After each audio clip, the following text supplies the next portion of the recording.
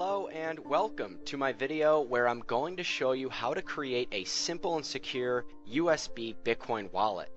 We're going to create this USB Bitcoin wallet using Multibit. Multibit is a free open source program that's available for Mac, PC, and Linux, and we're going to create this wallet offline, which is very important since malware or potential hackers would need to access your computer through the internet in order to steal your money. So by doing all of this offline, we can really lower the chances of getting hacked. Now I want to make a quick side note. I'm using a PC running Windows, but if you need instructions for a Mac or Linux, there's a link in the video description for that. So let's get started. The very first thing we're going to do is download the Multibit wallet, and we can do that just simply by going to multibit.org. And please take note of the HTTPS, that's for secure connections, and we can download the Multibit wallet from the right hand side. I've already done that. Here it is. The next thing we're going to do is we're going to plug in our USB drive. So I have my USB drive. I'm going to plug it in right now. After we plug in our USB drive, we're going to run the installer, and we're going to install Multibit. We're going to go through this wizard here, next, next, accept the terms, next. But instead of installing it in C program files, we're going to click on browse, and we're going to install it in our USB drive. So here's my USB drive, USB disk E. I'll just click on that. As you can see, it's completely empty. Yours should be too. I don't recommend using this USB drive for anything else but this. And we're going to just click on save, and we're going to click on next. The directory already exists. That's okay. We can click on yes. Keep everything the same, next, and that should be it. It's finished, next, and we can click on done. Now here's a little shortcut that popped up. It's kind of irrelevant. We could click on it. I'm going to just delete it, and I'm going to manually navigate to my USB disk, and here's mine.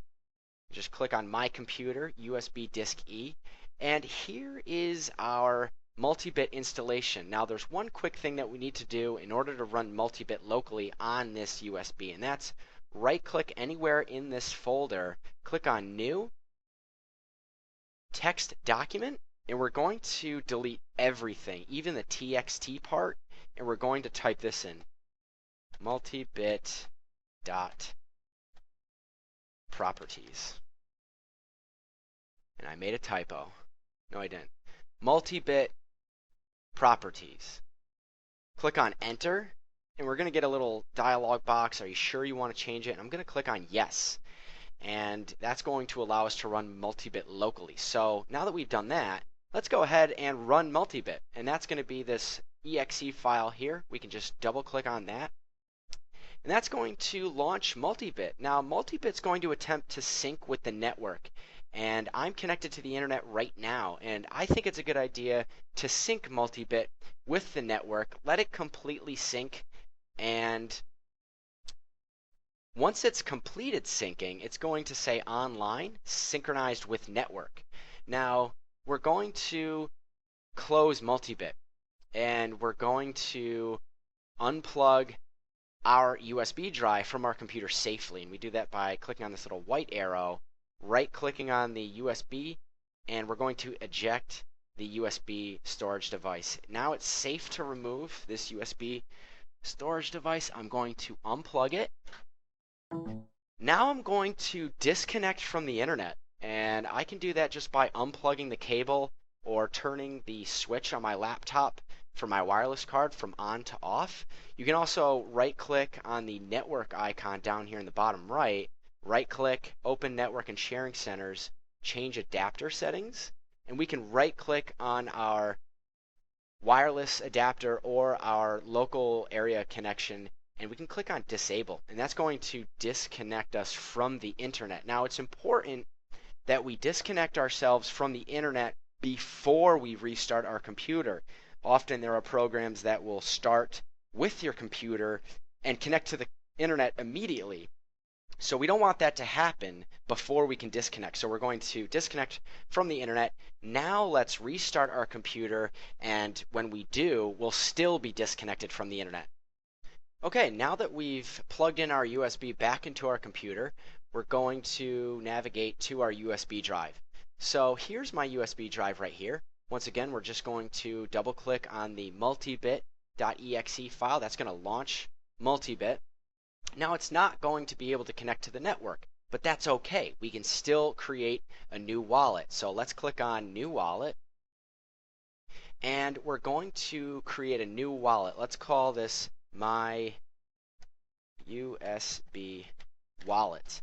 And I'm not going to save this in my documents, and I'm not going to save this on my computer. I'm going to save it in my USB drive because that's what I'm going to be removing. So let's make sure that we click on our USB drive where we installed Multibit, click on Save, and that's going to generate a new wallet for us. Now that we've created a new wallet, we need to password protect it. And so let's do that by clicking on File, Add a Password. And we can just type in a password here. Now this is the most important part of the tutorial because the password is the only way somebody could hack and get the coins. So it's up to you to use a password that has never been used for anything else before and is at least 10 characters long, and it contains uppercase and lowercase letters. It contains numbers and symbols. So just to give you an idea, this is an example of a strong password. So you're going to want to write that password down because if you lose the password, you're going to lose all the money in your wallet. There is no forgot password link or anything like that. There's no way to get the money back. That's just the way Bitcoin works. So make sure you write the password down and keep that safe. After we add a password, we can click on Add Password to Wallet, and it'll change this icon here to a lock. And so now we've got a password and we've encrypted our wallet. So even if somebody were to get one of our USBs and get our private keys to our wallet, they still can't get the funds because they don't know the passphrase. And so that's why we want to make it as difficult as possible to guess, to hack, and we don't want to store it with the USB drive. So we've added a password. Now let's click on the Request tab and let's create a few new public addresses. So we'll need to enter in our password to do this, and let's create 5 receiving addresses. These are public addresses. Click on Create New, and it's going to generate 5 new addresses for us. Click on Cancel. So these addresses here, this is how you could send money to the wallet. That's the only thing that these addresses could be used for.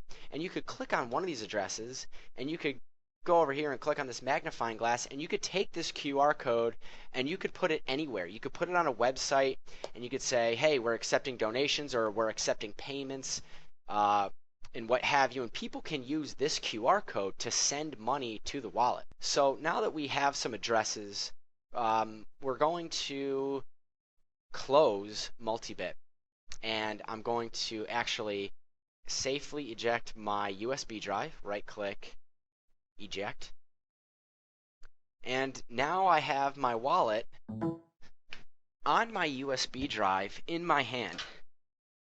It's in my hand right now, and I made it offline, and so I could now send money using any of those public addresses that I just created to the USB stick that's in my hand. This USB stick doesn't need to actually be anywhere for me to receive the funds.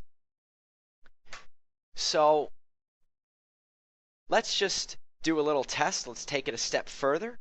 Let's pretend that somebody or ourselves wanted to send money into this wallet. So I'm going to send 50 cents into the USB stick that's in my hand.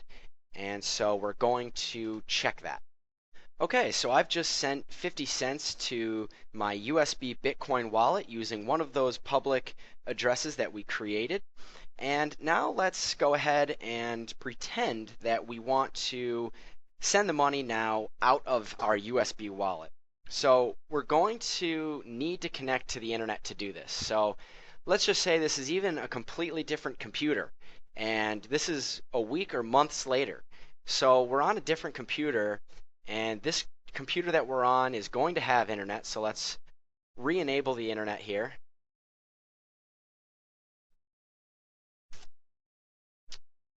Okay, we've re-enabled the internet. And now let's reconnect our USB Bitcoin wallet.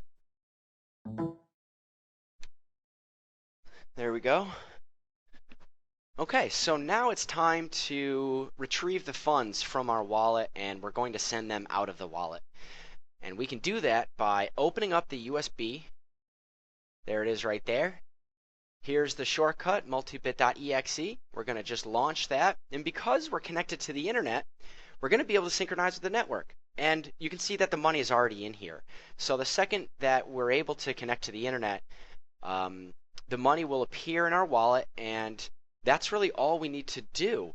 Now we can just simply send the 50 cents to another address, and we can do that just by pasting a Bitcoin address in this field and then clicking on send, and that's how we would send the money out of the wallet.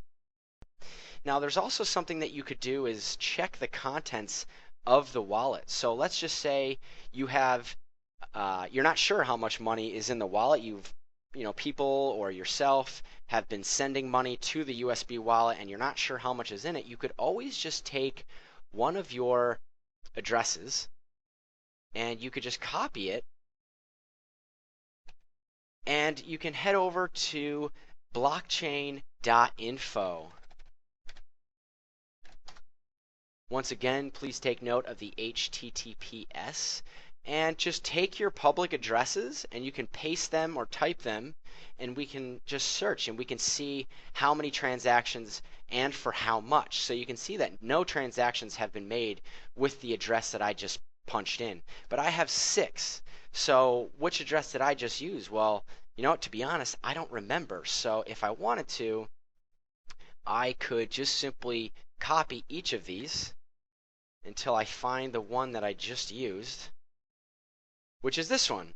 And you can see that it's had 1 transaction, total receipt 50 cents. So this is a way to check how much money is in your USB Bitcoin wallet without having to plug in your wallet and sync to the internet.